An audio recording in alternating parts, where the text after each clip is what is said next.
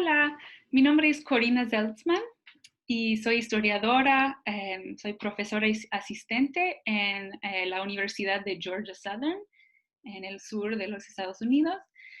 Quiero agradecerles por escuchar mi ponencia y sobre todo agradecer a Marina y Cecilia por por invitarme primero a participar en la conferencia, en el encuentro, y por todo el trabajo que han hecho en realizar el cambio desde un encuentro presencial a un encuentro virtual. Y espero ver sus presentaciones y poder discutir de modo virtual las ideas que presentamos. El trabajo que voy a presentar hoy lleva unas reflexiones que son el resultado de una larga investigación que comenzó como un proyecto de disertación doctoral sobre el papel de los impresores y la imprenta en la política mexicana decimonónica. Y siempre, bueno, dentro de esta larga investigación que ya se publicará en 2021, siempre me ha interesado la cultura de la imprenta y no solo de los impresos, sino la cultura del taller de imprenta y la cultura de trabajo y del ámbito intelectual, no del taller. Entonces ofrezco algunas reflexiones que vienen de esa preocupación. El título de la ponencia es Los obreros del pensamiento, el taller de imprenta en la historia de México decimonónico. ¿Sabéis lo que es un cajista?, preguntó un autor anónimo en un artículo que apareció en 1875 en el periódico El Socialista, periódico obrero que fue publicado en la Ciudad de México. Si consideramos al cajista únicamente como el oficial de imprenta que junta y ordena las letras para componer lo que se le da, el cajista no es otra cosa que el operario que reduce al trabajo material lo que es obra de la inteligencia. Pero si consideramos al verdadero cajista, continuó el autor, cito, al hombre que pasa 2/3 de su vida parando los pensamientos ajenos, recorriendo y justificando las pruebas antes de poder descifrar la letra de tanto escritor, articulista, remitidiza, redactor y cronista, la cosa cambia de aspecto. Fin de cita. Según el escritor de este artículo, era importante comprender a la figura del compositor, no solo como un trabajador que manipulaba el mundo físico, arreglando los tipos para recrear palabras y frases en preparación para su impresión, sino también como un productor intelectual en sí. Por un lado, explicó, el compositor hace comprensible a las palabras de los escritores, cito, porque suple con la inteligencia lo que es ininteligible, porque los escritos de la mayor parte de los publicistas han pasado por sus manos y a todos les ha dado forma y vida. Fin de cita. Al mismo tiempo, el proceso de arreglar y traducir al manuscrito en su nuevo estado implica un proceso de estudio constante. Mientras el escrito se transforma, el compositor también se transforma. Cito, el cajista, en fin, y esta es la conclusión del artículo, es un hombre que, empezando por manejar los tipos, el cepillo y el cilindro de pruebas, puede llegar a ser redactor de periódicos, escritor, etcétera, como ha sucedido con Luis Isa, Manuel Gallo, Luis Rubín y otros muchos que sería largo enumerar. Fin de cita. Este artículo nos invita a reconsiderar al taller de la imprenta desde la perspectiva de sus protagonistas principales. En la visión de su autor, el taller no es un espacio caracterizado simplemente por una relación material o productiva con la cultura impresa.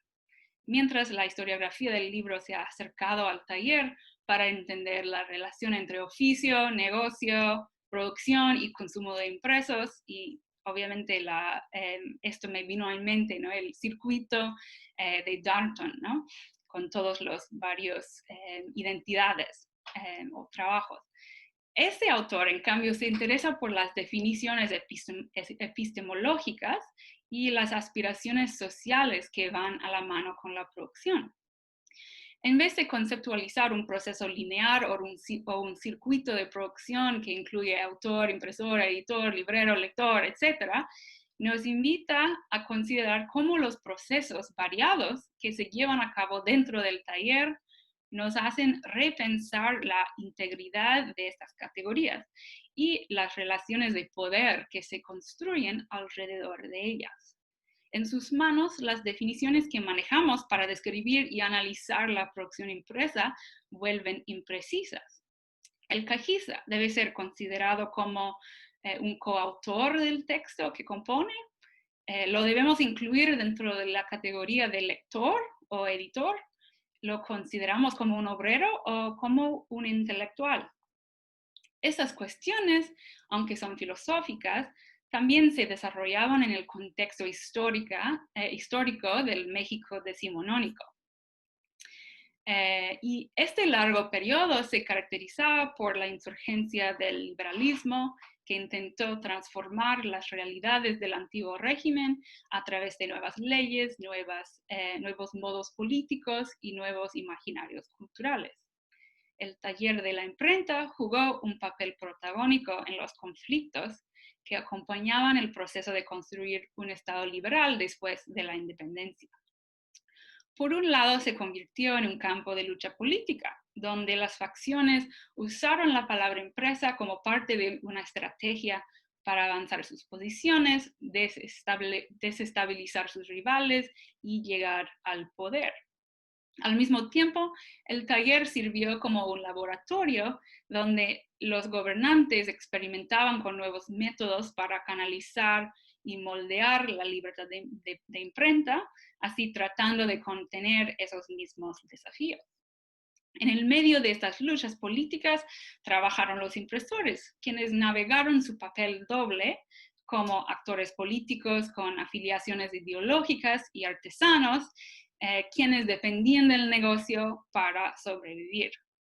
Y aunque los discursos liberales valorizaban el trabajo manual como una contribución productiva a la nación, en la práctica los impresores enfrentaban el menosprecio de sus superiores sociales, quienes cuestionaban su derecho a participar como iguales en la esfera pública.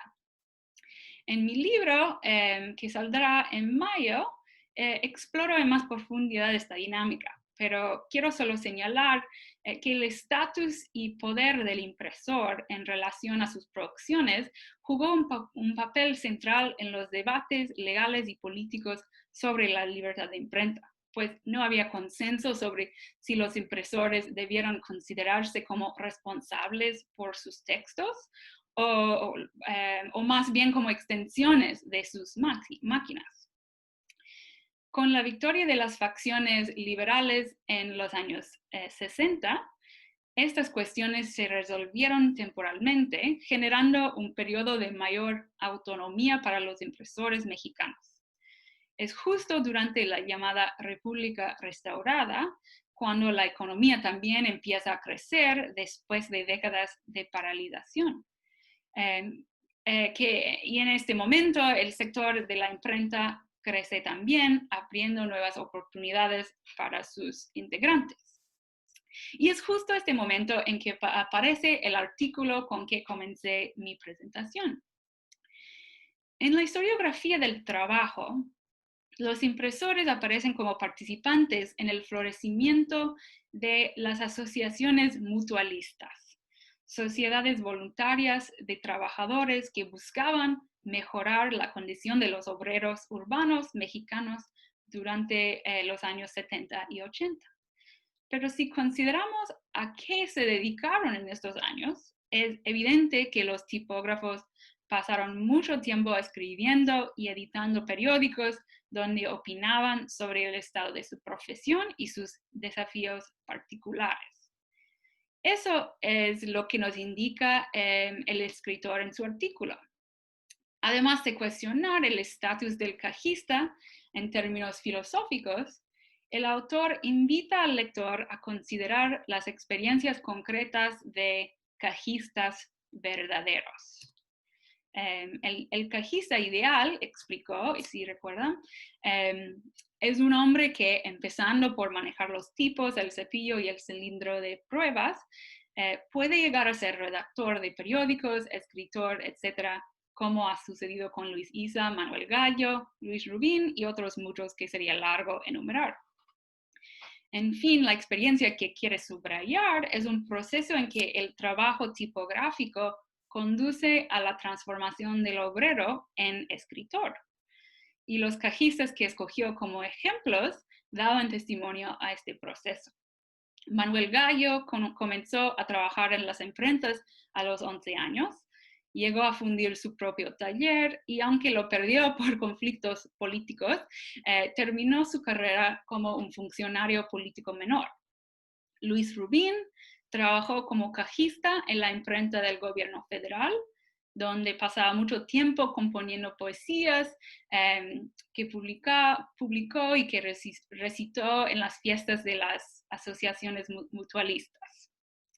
Llegó a ser el director de la imprenta de la Secretaría de Fomento, una imprenta importante de los finales del siglo XIX, que le permitió hasta publicar varios volúmenes de su propia poesía.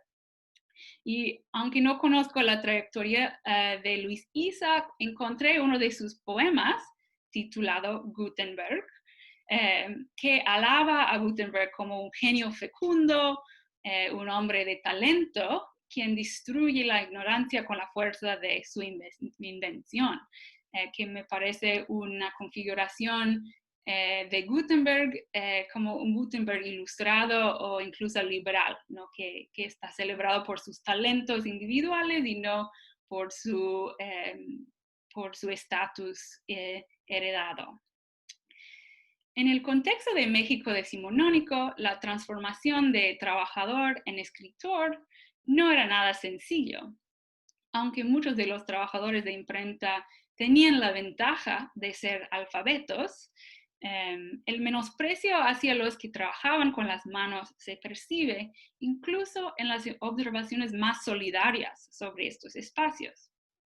Por ejemplo, Federico Gamboa, un diplomático quien escribió sobre sus experiencias como un joven periodista trabajando en la imprenta de Filomeno Mata en los años 80, relata en sus memorias cómo aprendió, cito, a querer a los cajistas, no obstante que son en todas partes del mundo los obreros más viciosos, a pesar de su continuo roce con las teorías levantadas y las ideas humanitarias y progresistas. Fin de cita. Gamboa formó una amistad muy cercana con Aurelio Garay, un cajista quien llegó a ser corrector en la misma imprenta de Filomeno Mata y quien le volvió a ser una suerte de mentor. Y describe, ¿no? Las experiencias de Garay, dice que para evitar que los redactores lo miraran mal, elogió una especie de tapanco o buhardilla que estaba al fondo de la imprenta, más cerca del techo que del piso, y para evitar que las letras lo desdeñaran, leía y estudiaba sin cesar, fin de cita. Aquí el cronista expone las jerarquías dentro del taller y las dificultades que Garay enfrentaba por ganar el respeto de los escritores. Al mismo tiempo, expone sus propias inseguridades, me parece, pues tiene que exponer a Garay y sus desafíos y sus dificultades para solidificar su propio capital cultural como joven periodista. Quiero terminar esta presentación con una exploración de la figura de Aurelio Garay, quien se dedicó a escribir no obstante el menosprecio que sufría por ser un autodidacto en el mundo letrado. Mientras trabajó con Gamboa, Garay escribía una novela. La obra da una idea del tipo de influencias y textos con que el grupo de trabajadores intelectuales se educó. la comenzó a publicar en el periódico El Socialista bajo el seudónimo de Gamin en 1883. Pero después de varias entregas no pudo resistir la fama y se reveló como el autor de La Hidra, Memoria de un suicida.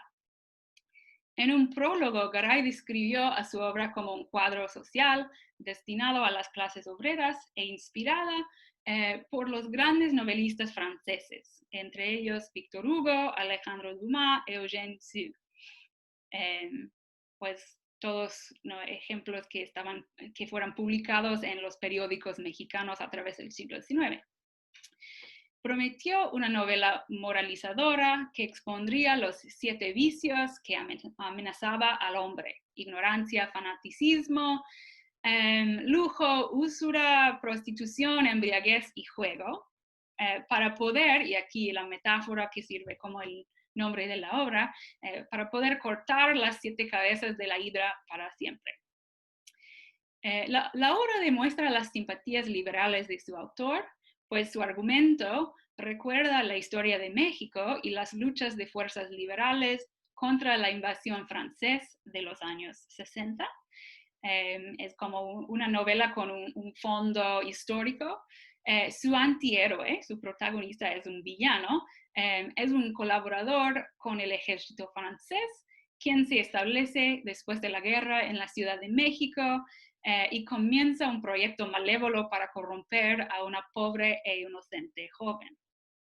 La justicia triunfa cuando al final de la novela el villano se suicida después de una revelación inesperada sobre su pasado oscuro.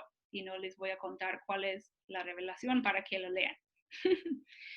Menos dramático, pero demostrativo de las preocupaciones centrales del autor sobre el estatus social y la dignidad de los trabajadores, las imprentas verdaderas de Ignacio Cumplido y Vicente García Torres, quienes fueron 2 impresores liberales importantes en la Ciudad de México, aparecen brevemente en la novela.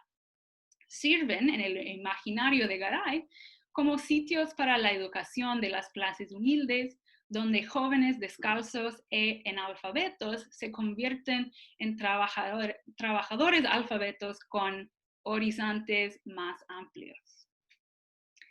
A través de sus producciones literarias, los trabajadores escritores de México decimonónico configuraba al taller de la imprenta como un espacio de transformación social.